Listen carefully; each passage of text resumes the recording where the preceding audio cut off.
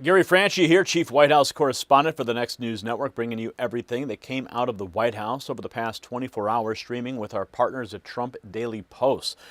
Treasury just launched Operation Economic Outcast, a full-spectrum campaign to sever every last economic lifeline, keeping the Iranian regime alive. Roughly 60 entities, individuals, and vessels sanctioned worldwide. We'll also walk you through the Rose Garden education event, Vice President Vance in Maine, and a new hard-line tariff drawn on Canada. Starting overnight, the White House Office of Communications released the press rotation for August 24th through the 30th. NBC and GB News on TV today, the Washington Post, and Real Clear Politics on print, NPR radio on radio, Town Hall on new media. And according to daily guidance, the President's Day opened with executive time at 8 a.m., followed by closed policy meetings in the Oval at 11 and 12:30. The Rose Garden event at 2:30 and two tele-rallies from the Oval at 6 and 7. One for the Oklahoma gubernatorial candidate, one for the South Carolina Senate. From today's pool report, Vice President J.D. Vance boarded Air Force Two at Joint Base Andrews, 9:45 a.m., waved off the press and headed for Brewer, Maine, with SBA Administrator Kelly Loeffler along for the trip.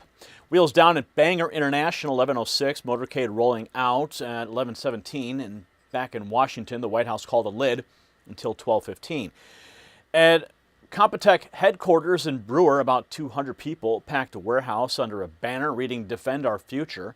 Loeffler introduced him at 11:54, the vice president taking the stage a few minutes later. He spoke 31 minutes and then took questions.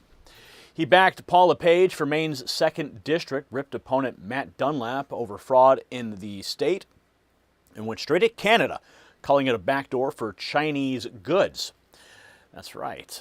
Telling Prime Minister Mark Carney to stop exploiting the trade relationship with America.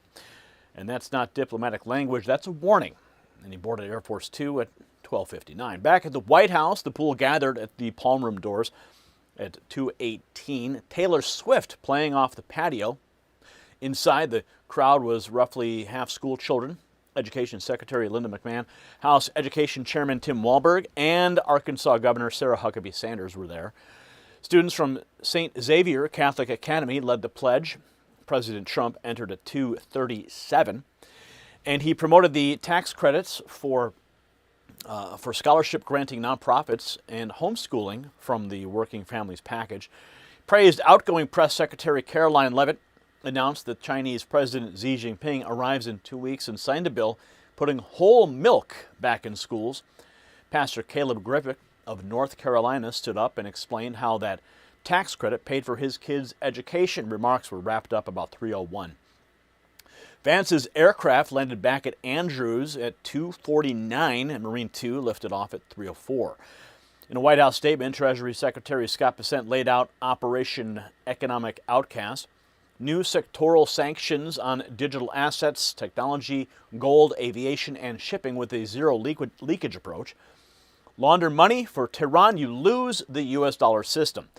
Iran rejoins the global economy, or Iran stands alone.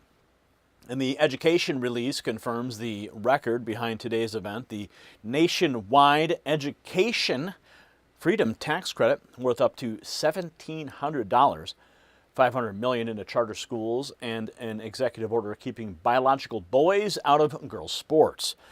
One day, parents empowered at home, Tehran boxed in abroad, and Canada told plainly that the free ride is over. President Trump is not slowing down heading into the midterms. And that's your White House rundown for today, August 24th.